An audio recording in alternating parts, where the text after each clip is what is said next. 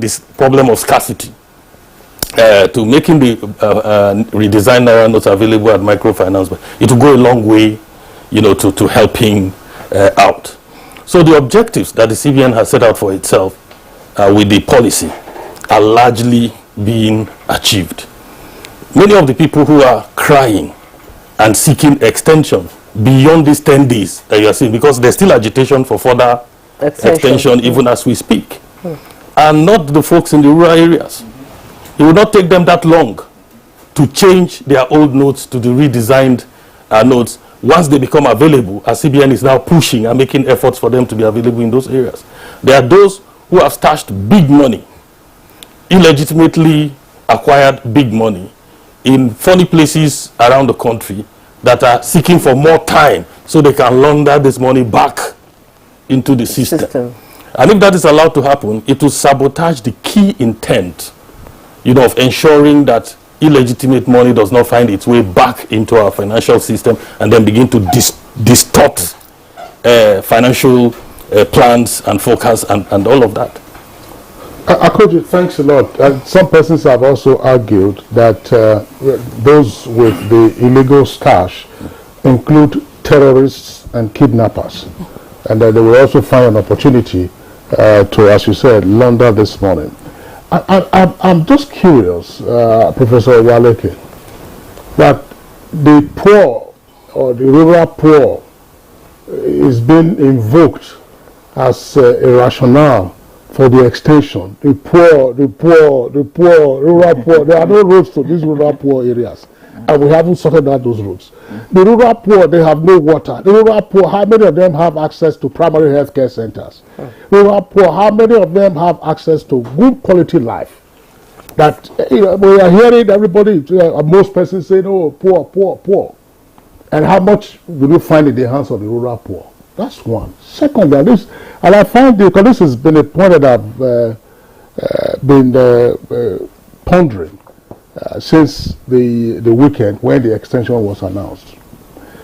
One of the cardinal programs of the Buhari administration, and about which he beat his chest, the social intervention programs, SIP, conditional cash transfer, trader money, and other. How were they doing those transfers to millions of people? Is it not the same poor people? How they had a register? Unless somebody is saying that no, that one doesn't really matter. They say poor people, conditional cash transfer. We are saying how will they go to the bank? And David Akoji, you have raised the point that it won't take any rural poor 10 days for a cash swap. Yes. So, but I'm asking, because we discussed this SIP program, trader money, then conditional cash transfer for the poorest of the poor. How was that done? That now you want to change the notes and then everybody is yelling on behalf of the rural poor that the rural poor. It's only when they want to use the poor that they now bring in the poor as an excuse. Yes, interestingly, this the CBN has also said that even those without bank accounts, can have the opportunity of exchanging their currency notes.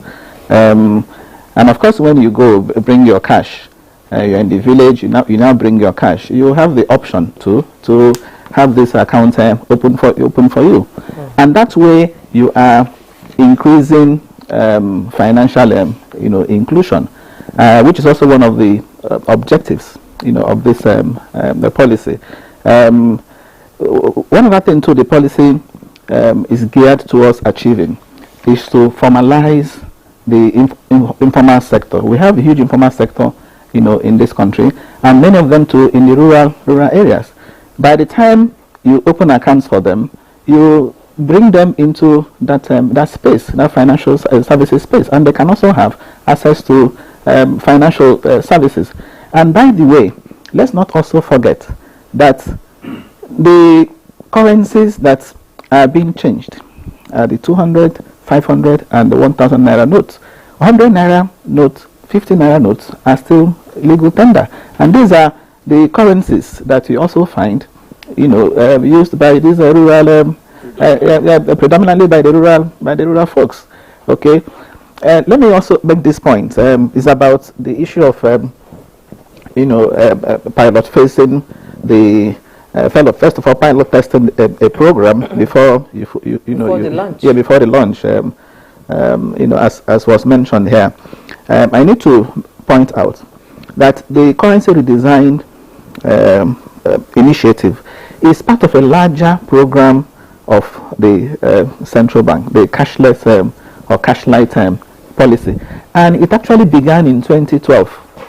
It didn't begin today. The cashless policy began in 2012, and at the time that it was begun, the central bank started it in Lagos. So Lagos was also used as a pilot test area. The following year, it was extended to 6 other states. I think Anambra, Rivers, Kano, Ogun State, some other states. So the central bank has been doing it in phases, and such that remember too that in 2012, about 2012, the banks, represented the major channel of financial services for many. Okay, today we have a plethora of channels. You have POS, you have ATM, you can do electronic transfer. So they are all there, and that is progression of the initiatives the central bank introduced since 2012. Okay, so what I'm saying is that the currency redesign is not a standalone. It's part of the cashless policy program of the central bank. It's just that this time it has some other objectives which it intends to achieve. One of which is to enable the central bank, get a hold on money supply. If the central bank doesn't have a hold on money supply, the currency out there, of course, the effectiveness of monetary policy, becomes in doubt. Okay, which is why I expect that going forward, the central bank will be in a stronger position to implement a monetary policy. Apart from the issue of the discouraging terrorism financing, even corruption and so on, the major purpose that this is serving is to arm the central bank to be in a position to implement monetary policy. But there is this other aspect too we are not emphasizing, which in my view is very critical, is important. The central bank has said that in monitoring this exercise, the EFCC, ICPC, should be involved, and of course the National Orientation Agency. But I also think that the Federal Inland Revenue Service should also be involved, because again, using country experiences, if you, I still go back to India. What happened in India was that after the currency redesign exercise, okay, government revenue, increased. Part of what it was meant to achieve was to, tackle tax evasion. Tax evasion was high in India at the time. Tax to GDP ratio in India at the time was 17%, even though it was relatively higher than what we have today, 7%. But they said they thought it was low because they were then comparing that with the average for OECD countries at that time at 34%. And studies at that time had shown in India that just 1% of those who were eligible taxpayers paid tax. So the Prime Minister Modi then introduced this as a way to check tax evasion, and to a large extent he succeeded. So I am saying that people who make deposits should also be required to produce their tax clearance. You have huge tax-free cash stashed away in homes. Okay, when people make these deposits and you have a threshold, they should be asked, have you paid tax on it? How much tax have you paid? What is the threshold that you are suggesting? Yes. If I go and dump 100 million now, what is the threshold? Yes, it's for them to determine. I'm only saying. If that is very good, because I don't want them to come after us. 100. Don't want them to say you have 100 million. No, I didn't say that I will go and dump or that I have dumped. They can check.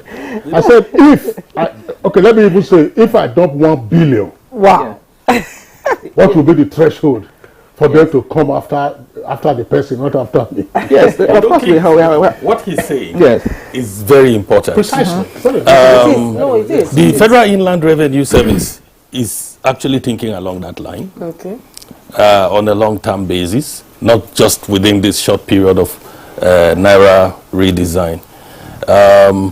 To be optimal and effective in tax collection and to broaden our tax net, certainly Federal Inland Revenue will need to look in this direction you are talking about. Absolutely. On a broad scale. If all the money goes back to the banks, it means it's possible to see who has what. You understand? It means platforms can be put in place that will enable all manner of authorities who have access to monitor what you have in your account, what I have in my account. And immediately that will drop the incidence of tax evasion. Because if you have monies in your account that have not been appropriately taxed, assessed for tax, then it's easy for Federal Inland Revenue to see it and to know, and to ask, okay, what is the source of this, and evaluate and know, okay, this is taxable, and you have not paid the tax. Thank you so very much. We have taken this portion, you know, as tax. So all of these policies are working towards, you know, making our country far better than it is today. If there's adequate revenue from tax, and tax is doing very well for us right now. Federal Inland Revenue last year, I think, hit a threshold of about 10 trillion, which has never happened in the history of our country in terms of tax collection, thanks to some of the initiatives that are being put in place by the current management of the Federal Inland Revenue Service. And we are working closely with them also to expand tax awareness and to also sensitize people on the need to pay tax. So it's gradually paying off, and it's driving to that position that you are describing. In addition to FIRS that you have also introduced as one of the key watchers of this exercise, I imagine also that the NFIU, as the Financial Intelligence Unit, could also be a monitor. That's it. It's clear. It's money legitimate. Come on, deposit it, no problem. It's legitimate. If you are a kidnapper, you are a terrorist, you come and tell us, you know, how you got that money, and so on and so forth. I want to come back to the issue which I raised, and Prof didn't quite address it. To say the alibi that is being raised on behalf of the rural poor, juxtapose that with what we saw during the conditional cash transfer and trade that money. It went on smoothly, no quarrel, and these were the poorest of the poor. So why is it that now the alibi of rural poor has come and everybody's virtually being deafened except those who are crying on behalf of the rural poor? Thank you very much. You have to look at it from a multifaceted angle. It's not only about changing and swapping the currency. These rural poor, they are involved in businesses, and the business is a continuous one for that matter. A lot of them are unbanked. They don't have bank account. Some of them, they don't have access to phones, the regular phones that me and you have, and we've taken for granted. Not to talk of the poor internet service. So if you are even changing the currency for now, what happens in the couple of months ahead? For conditional cash transfer, for your NEPA bill during election, you can easily get to the rural area because they are not the main beneficiary. It is the politicians that wants to use them. So now when it's for them to be able to now have access to government policies, government activity, it will naturally be difficult. So it's not about only changing the money, as I said earlier, or swapping the currency in the currency. The fear being envisaged, a lot of people, they are thinking of what would be the aftermath of all this policy. If these are good opportunity for the CBN now to like put pressure on banks to have banks in at least every local government. What we have at the moment is that we have over concentration of banks in the city centers. You can go to a particular road network and you see 5 banks. Ordinarily, by the policy of bank, there's supposed to be space, as in so that a lot of people will have access to the rural dweller will be more comfortable, where he will walk into the banking hall, they will check his balance, he has 5,000, he wants to take 1,000 to go and engage in a business. But when you tell him that it's truly POS, and the POS, the farther the location, the higher the charges. Even in Abuja here, some people will charge you 200 naira for a 10,000 naira transaction. Some of us in the city will take that charges for granted, but those in the rural areas, they are not comfortable. They can't lose 200 naira for a transaction, And in the rural area, it's even more expensive. So what are the CBN? And you ask the POS operator, why is it that you are charging so high? And he will tell you that it is the bank, that bulk of the money goes to the bank. So the CBN, as a regulatory agency, they are supposed to ensure that there is a cap, that nobody is allowed to go. If they are really and truly encouraging cashless policy, there must be a cap on those charges so that people will be encouraged. So the issue of people now crying on behalf of the poor now have now found it very easy. That's why I said the issue of the Ministry of this whole policy. There is a need for synergy, synchronization. The relevant stakeholders should all be brought on board so that everybody has a role to play. The Ministry of Digital Economy has a role to play. The Ministry of Science and Technology has a role to play. A lot of stakeholders, they all have to ensure that this policy is seamless. So if that is not done, you will continue to have this hue and cry coming from the poor and those that want to use the poor now that are complaining on their behalf. Mostly, some of these cries are coming from the politicians this time around, because they are the ones that will be engaging in vote, with the money to engage in vote buying. And now the processes will now become somehow cumbersome, and it will be very difficult for them to engage in it. Then, sir, you made mention of NIFU. This is an opportunity for them to play the critical role they have been established. Ordinarily, there's a system in the banks that the moment you deposit above the threshold, an automatic report is generated and sent to EFCC, EFCC, and so they can now monitor to see those who are evading tax, and they should be able to question those who have suddenly become billionaires and they cannot really show you any business that they are doing to generate such kind of money. But what we have found over time is that nobody seems to be paying any attention on that. In this country, you write petitions. I'm telling you this as a lawyer. You write petition to EFCC. You write petition to relevant agencies. They don't take your petition serious. Then it even was that at times you see clients paying, doing all sorts of things to get their petition to be taken seriously. So there's this apathy. A lot of people are being discouraged for even blowing whistle. We've seen whistleblowers being punished because the relevant agencies are not doing what they are supposed to be doing. So now all this will be in their eyes. They are seeing it, but the question should be, what will be the aftermath? So part of the engagement and the policy drive is to engage all stakeholders. And if you know that at the end of it all, they are supposed to start asking questions. The tax authorities, they are supposed to now asking questions as regards, have you paid relevant tax on those monies? The prosecuting agency, the Ministry of Justice, the police, everybody should now be involved to now say, okay, you've made this money, you've deposited this money, you've laundered this money, you've played this money, come and give account. Then when people start seeing sanctions and consequences for the actions, Nigeria will be better for it. Is there a possibility that can happen here in Nigeria? Well, the fact of the matter is NFIU is actually doing a lot of these things he's talking about. We know this for a fact.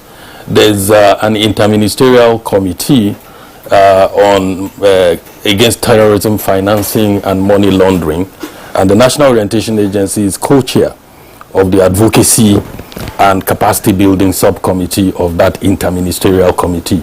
So we know what NFIU is doing.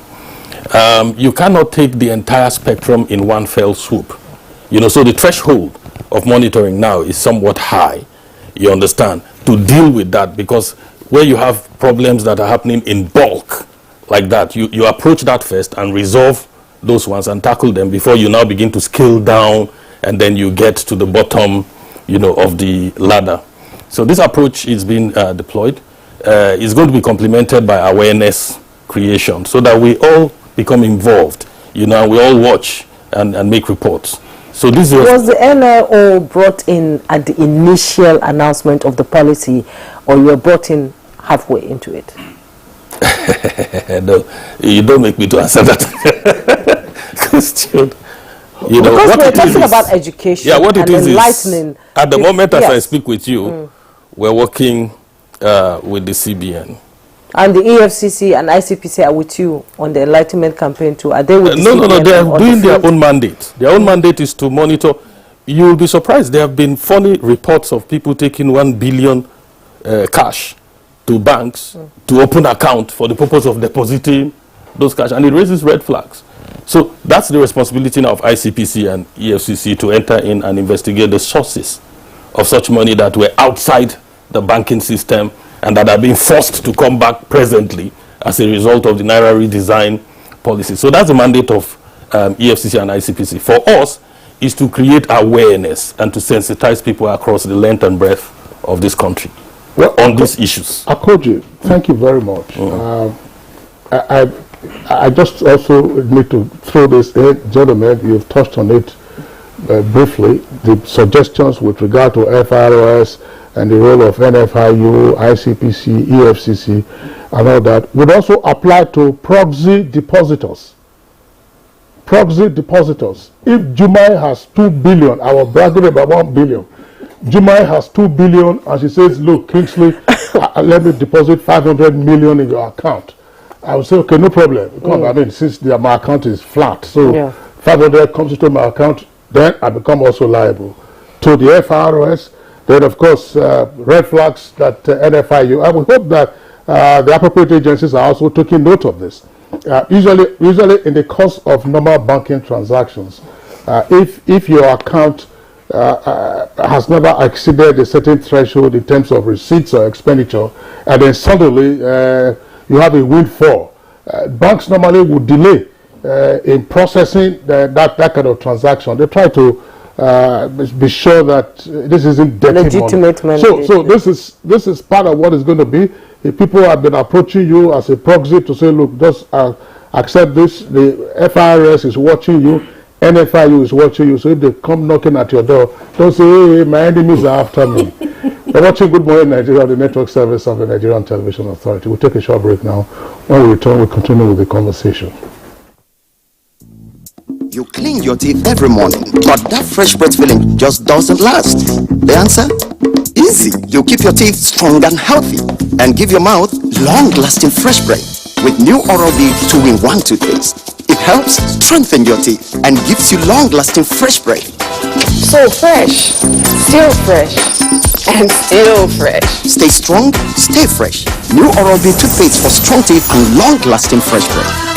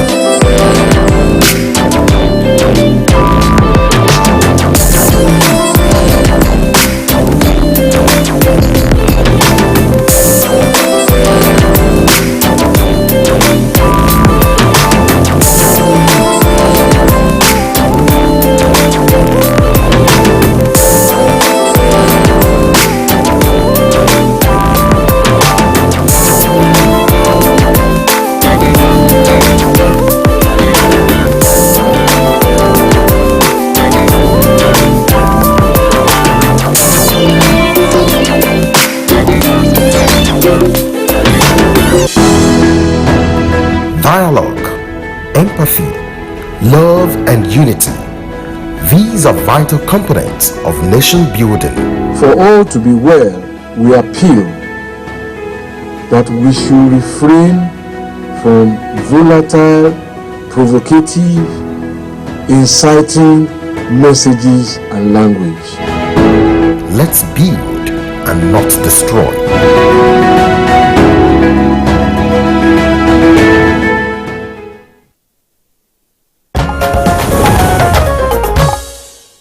Welcome back, and you're watching Good Morning Nigeria. We'll be discussing about the extension of the deadline for the old Naira notes and issuance of the new Naira notes. Let's bring in Professor Owaleke. I want you to clarify something here.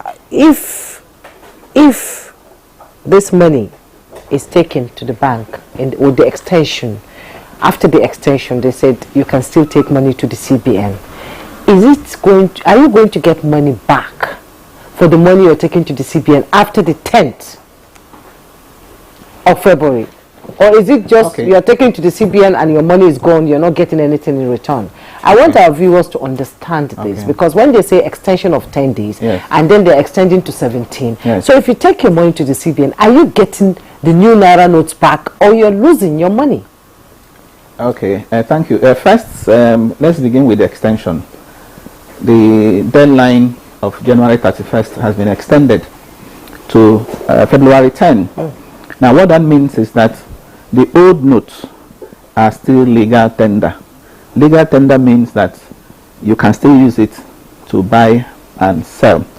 And on that note, I wish to appeal to the central bank to continue to send out this message that old notes are still legal tender till February 10, such that people don't continue to reject them, because as we speak, the old notes are being rejected.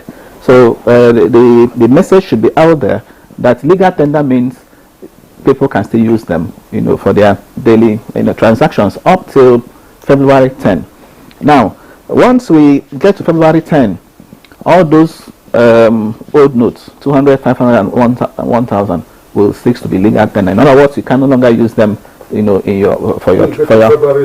transactions. February 11th. Yes, February 11th. Yes, it will end on 10th. From February 11th, it's no longer legal tender.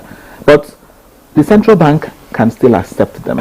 Central bank has a grace period, a window, that says between 11th of February and 17th of February, those notes can still be brought to the central bank. Okay, and what that means is that if you take those notes to the central bank, usually I suspect that you'll be given a form to declare that you have to make a declaration of the monies you're depositing. Okay, and of course thereafter the central bank can what I think will happen, will now open an account for you. It can be e-Naira account. Remember, the e-Naira is the liability of the central bank. This time you're not taking it to the commercial banks. If you take your deposit to the commercial bank, your deposit is the liability of the commercial bank. Okay, but when you take to the central bank and the e-Naira wallet is opened for you, that becomes the liability of the central bank. In other words, you can still transact with the e-Naira. So you are not losing any money if you take your money to the central bank between 11th and 17th. As I said, the central bank can open an account for you to also use. And let me also say, because the good money, don't want to disturb anybody with 5,000 deposit at the CBN. Juba don't want to disturb anybody. Juba has 2 billion and Kingsley has 1 billion. Central Bank is just around the corner here. We will work there. If you have small change, don't go and disturb the CBN. But the focus should be on the small change. Component of this CBN policy, Kingsley, is this. There's been raised this question of if by the 11th of February the old currency ceases to be legal tender. Now, people are in far-flung areas and they have designated places like these agents, super agents and all of that for the rural folks who would take the old Naira to that place. Those ones need to carry the bulk of the old Naira they've received to a bank or to some sort of place to get their value back also. This may not happen on the same day as the old Naira ceases to become legal. So there has to be a window for all of this category of banks and agents and all of that to also have time to take back to the CBN these old Naira notes that is in their custody. Once you create many windows, you get mosquitoes in, and all kinds of mosquitoes. But the CBN needs to explain. It's normal. I recognize that. That's a transition period. Yes. It's a transition period. So deadline is on the 10th of February.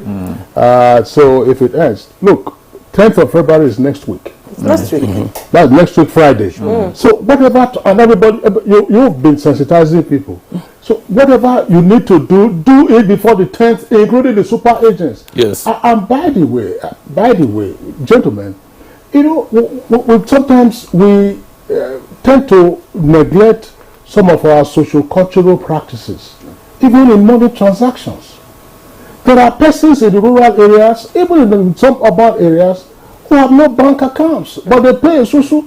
There is a collector who goes around, who takes a record of of everybody. And says maybe that's the one they are giving a big name now, a super agent and so on and so forth. And the man is trust. Trust is a cardinal element in the operation of that system. So the same persons could actually go around and say, look, you have money, how much do you have? I will take your, you say they are poor, so they will not have the kind of money that Jumai and I will have, or that Tanimo as a lawyer will have. So you will take, did we utilize that system before we started crying about it for 100 days? And then tomorrow, I don't know, that's one leg of it. The other leg, I want to raise this very quickly. And it has to do with the whole concept of this withdrawal of 200, 500 and 1,000 naira notes. The CBN said it's a part of a cashless policy. I recognize that since the old outgoing and the new notes were going to be in circulation concurrently, then it meant that at some point you will have both of them, and people were concerned that they were still receiving old notes from the ATM. If you go to the ATM, it means that you have an ATM card. Yes. It means you can engage in a transaction. But have people recognized that the cashless policy and what will happen after the deadlines, whether extended or not extended, you are likely to have less cash in circulation. And therefore get used to the fact now that I haven't seen the new naira note, I haven't seen that. You are not likely to be having tons of cash in your hands, except for those who are doing all kinds of illicit business. Are we recognizing this fact, Tanimo? Ordinarily, that should have been what we should have at play. But as I said, there are operational challenges. You will not be happy if you go to a store, you have 20,000 naira and you have done purchases, maybe it's hard, you have done purchases of 20,000 and you made a payment through your POS, your account is debited, but the value was not given to it was not credited, and you'll be trapped. It happens to me personally. I don't understand what you are saying. When you have just 20,000 in your account, you've done purchases for 20,000. You gave them your ATM, your card, the key in, you are debited. It happens. Your account was debited, but the equivalent value was not given to the trader, and that means they didn't receive credit. They didn't get an alert. You can check your app, because we have that challenges in all the banks, no exception. So what will happen?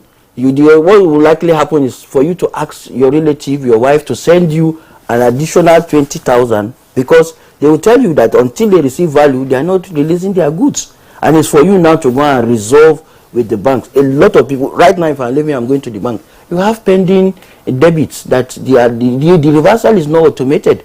So the CBN, the focus as they are implementing these policies, the focus should be more in terms of urging banks, ensuring that bank optimize their IT infrastructure in terms of personnel, in terms of software procurement. Most of the challenges that we have is peculiar to Nigeria because the way we do our things is quite different from other climes. So until we accept that fact, I've seen a situation where a bank will go to a software developer. Just give me the skeletal functional software. Don't give me the complete package, because they are trying to save cost. And the CBN, the NTA are not there to supervise and regulate to ensure that a bank declaring billions of naira as profit. Why can't you develop and put some substantial amount of money in terms of building your IT infrastructure? I believe you.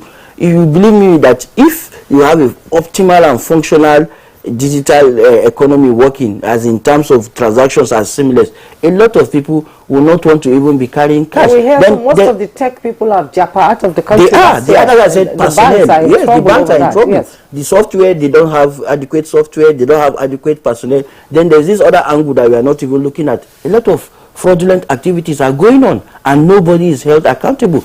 And these things can only happen with the connivance of the bank, because your details are there. They can simply share it with their will-be collaborators, and once they have access to it, I've seen a lot of instances where the bank will now put you at the receiving end. The CBN should put in policies that will equally sanction banks for making the processes to be that easy for fraudsters to be able to hack into your account. So a lot of people are discouraged. I have a professor that told me blankly that, Ahmed, I cannot use my main account, doesn't have ATM and is not connected to any online. And I tried to encourage him. He said, no, that they've taken my money. I did not subscribe to any messages, spam messages I was sent, and my money was taken. I went to the bank. After a series of investigation, nothing came out of it. To be on the safer side, I decided to open an account for transaction purposes and another account for my salaries and everything. That one is not tied to any, and still we still have instances of even that same account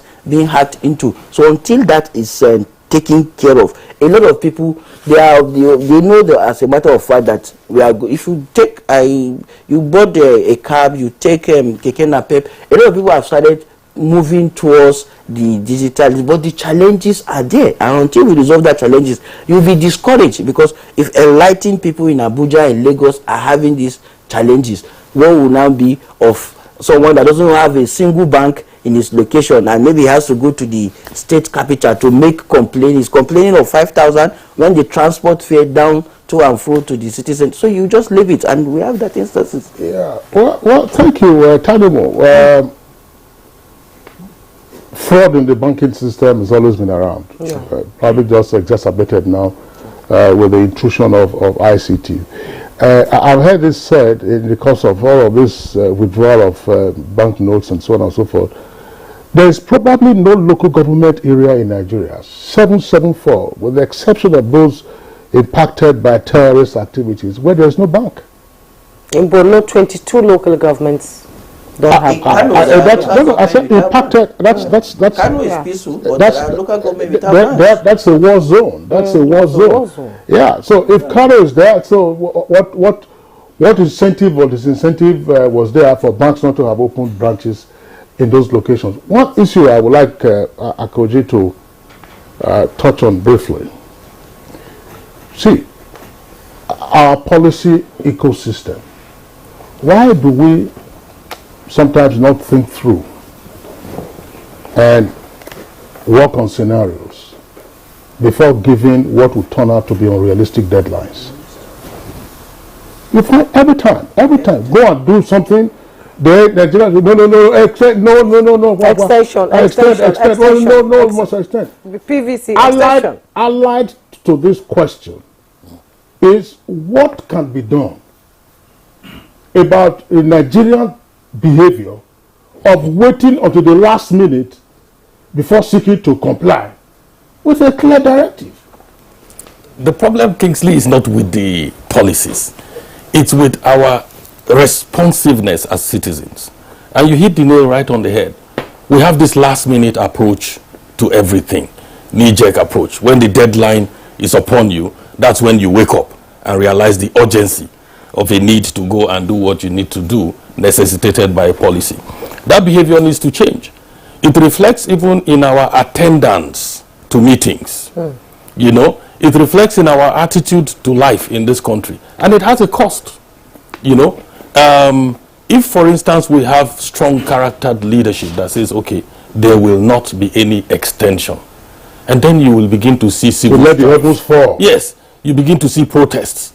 You know, and people will not admit the fact that they did not make good when the time was available to do so. It's deeply ingrained in the character of citizens in this country, and it is wrong. That's not the practice in other places. A deadline is supposed to be a deadline. And once you know that this is the deadline, then you work towards beating that deadline. That's the purpose of the deadline, so that you work towards not exceeding, you know, that period. In countries like Britain and the United States, for admissions, deadline is deadline. If they say admission closes on a particular date in the university in the UK, time. Yes, and you decide to go after that time, you are out. You go and wait for another session and reapply or something like that. So I'm thinking that in addition to sensitization for people to keep to time, you know, to also do what needs to be done and not procrastinate, we need to see a season where people pay the price for not keeping to such deadlines. And then that will bring about a reawakening in the consciousness of people. We always sit back in the expectation that there will be a shift in deadline. What price for the delay? Yes. Before you come in, Prof, let me just say this. Is it in the media industry, when you say you have a deadline, it means that if you do not meet that deadline, your copy or your story will not be accepted. Yes. It means that if you don't cross the line at the time given, you or your copy, not you now, your copy is dead. Sure. Yes. Yes, deadline should be deadline, but not in all circumstances. So why is it in the first place? Yes, in my view, deadlines are not cast in stone. A regulator should always be flexible. If you look at the circumstances, surrounding an issue, you should be able to say whether, a shift is required. I'm saying that flexibility is also part of, decision making. We're not encouraging the last-minute approach to issues, by Nigerians. Like the case of INEC, for example, shifting the collection of PVCs by 1 week. Of course, that can be justified. Even this present case of extending the deadline for the cash swap, it is also justified, and I've given you the justification. The preparations for the cash swap program didn't really commence, in time. So in that kind of circumstance, you don't have a choice but to extend. On the issue of branches, bank branches that you are mentioning, you said every part of the country is expected to have a bank branch. I think it is mentioned here. I think the world is moving away from brick and mortar banking, as it were, from having branches all over the place. In places like Shanghai, for example, I'm sure you've seen the video, where residents of Shanghai will tell you that many of them will tell you they had not seen cash in a long time. Okay, so the practice now is to use more of agents, and that is why so far we are told that there are 1.4 million agents nationwide. You have other channels. You have 900,000 POS. You have 14,000 ATM machines. Going by data from the central bank. So I think the issue is to ramp up these channels and fortify them, and in the process also strengthen infrastructure. Yes, the issue of weak infrastructure will remain a challenge, but we can't say until we'll achieve perfection in infrastructure in the country before we begin to introduce these things. It's a gradual thing, and again, just as you said, the central bank is intending to take out 2.7 trillion naira, from the circulating outside the banks. I don't expect the central bank to also print 2.7 trillion, in return, because by so doing, the whole purpose will be defeated. The cashless doesn't mean that there won't be cash transactions at all. No, cashless policy, if you like, call it cash light, simply means that you carry very little cash, and that's why we have this. Cash withdrawal limits. But Nigerians don't know how to carry small cash. They like, carrying big cash. So that is the orientation. That is what we now want to lot of money. Yes, one should be able to use many of the channels now available to conduct transactions, not necessarily cash. Have turned to those channels in this period. Okay, due to the pressure from the National Assembly, gentlemen, would we likely see an extension? No, I don't foresee an extension. And by the way, let me seize an opportunity to appeal to the National Assembly. Let me appeal to them. National Assembly, again, is another responsive institution. I don't also blame some of the members there. They are under pressure too from their constituents who tell them, what are you guys doing? Why don't you ensure that this thing is extended? So I understand that. But again, in the national interest, I say in the national interest, the public interest, because only recently, Kinsley, some people took even the Prime Minister of India to court.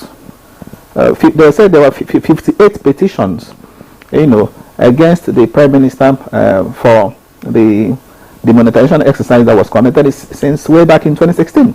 And the petitioner said that they faced a lot of hardship. Some people died and so on. Yes, and so they took the government to court. But the Supreme Court in India, the court, of course, ruled against and said that personal interests, I want to quote them, personal interests, should be subjugated, it should not be over and above the public interest, and which is also what I see playing out here. So National Assembly should, and other stakeholders should cooperate to ensure that this, policy is a success. We are pressed for time. Yeah, we are pressed for time. There have been all kinds of funny videos out there. I'm sure these are skits or whatever the intention is, but it looks like it could be bad business for see and buy in the course of the elections, because some persons are purporting to add blue to the outgoing 1,000 naira note, and then it becomes a new one, and then add another dye to, and so on and so forth. It's possible that during the course of the see and buy, which is a criminal offense, by the way, don't partake in it. If they give 1,000 naira notes, people will reject it and say that we don't know whether this one is Oluwole, as to say whether it's genuine or whether it is fake.